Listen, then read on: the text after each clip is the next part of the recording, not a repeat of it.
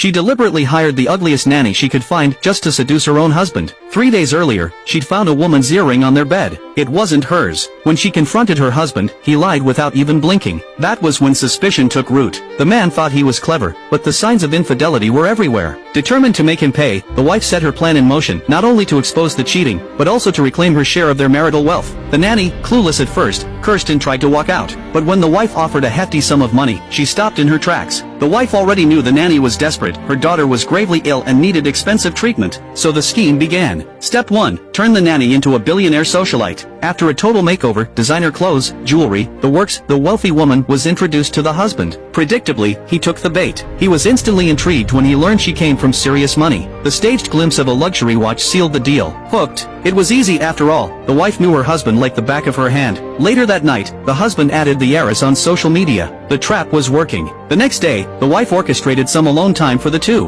When the man noticed the rich woman wasn't wearing her watch, she casually said she gave her $100,000 timepiece to a homeless man. Curious, the husband made an excuse and left, just as planned. Every move he made was within the wife's script. Soon enough, the man invited the heiress out again, now hoping she'd invest in his business ideas. But she played hard to get, storming off in fake frustration. Later, while he was with his mistress, the wife called in a panic, saying the rich woman was leaving town. The husband rushed home, only to find her sniffing his shirt, a staged act to make it seem like she was secretly in love with him. Again, all part of the wife's plan. That same day, his boss pressured him to get results. Meanwhile, his wife skipped housework and went shopping with the heiress, even suggesting she introduced the woman to his biggest office rival. That did it. Panicked, the man ditched the excuse of a no-show coworker and made it a solo date with the heiress. He picked the priciest dishes on the menu and laid on the charm. The wife, secretly watching nearby, was furious, especially remembering how stingy he'd been during their own dinners. Fueled with rage, she demanded a designer handbag. The husband's first reaction? Calling her a money burner. When she casually offered to bring him dessert, he panicked, fearing she might show up and blow his cover. So he caved, agreeing to buy the bag just to keep her distracted.